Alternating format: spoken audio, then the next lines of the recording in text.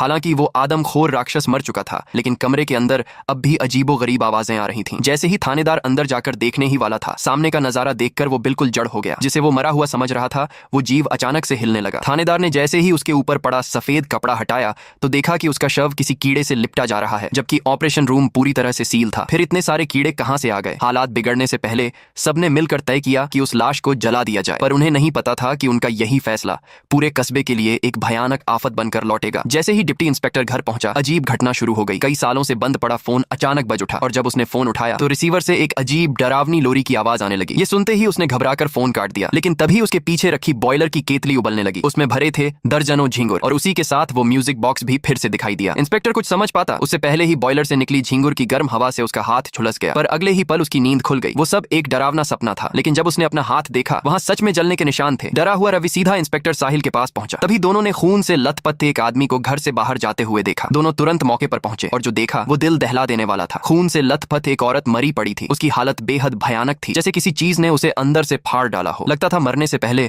उसने किसी भयंकर चीज का सामना किया था। आदमी ने बताया कि वो सोते हुए बार बार वही डरावनी लोरी गुनगुना रही थी जो इंस्पेक्टर ने फोन में सुनी थी। साथ ही उसी म्यूजिक बॉक्स की भी आवाज आ रही थी। थानेदार को अब अंदाजा होने लगा था, शायद जैसे ही लोग नींद में जाते हैं, ये जीव उनके अंदर घुस जाते हैं। बाहर से देखने पर ये सिर्फ बुरे सपने लगते हैं, पर असल में ये जानलेवा है। अब जब तक सच्चाई पूरी तरह सामने न आ जाए, सबको जागते रहना होगा। सुरक्षा के लिहाज से थानेदार ने सबको एक ही जगह इकट्ठा करने का फैसला लिया ताकि एक दूसरे पर नजर रखी जा सके। लेकिन जूली इस पर बेचैन हो गई। उसके पिता अभी भी जंगल में थे। इधर रेडियो रिपेयर करने के लिए जिम और रांडेल ने ठान लिया कि वो वैन में ही रात गुजारेंगे, लेकिन उन्हें अभी तक कस्बे में हो रही घटनाओं का अंदाजा नहीं था। शुक्र है थानेदार और टीम वहां पहुंच गए, पर रात हो चुकी थी और मजबूरन सभी को वैन में ही रुकना पड़ा। इंस्पेक्टर ने सोचा कि वो पीले रंग की एक अजीब सी तरल चीज को गोलियों पर लगाकर टेस्ट करेगा कि क्या उससे वो राक्षस मारा जा सकता है। इसी बीच वैन के अंदर फिर वही डरावनी म्यूजिक बजने लगी, बिल्कुल वही जो पहले म्यूजिक बॉक्स से आती थी। सबको पता था कि जैसे ही म्यूजिक बंद होगी, कुछ डरावना हमला करेगा। और फिर नीचे जमीन में जोरदार कंपन हुआ। जैसे ही जिम देखने गया, लाइट्स टिमटिमाने लगी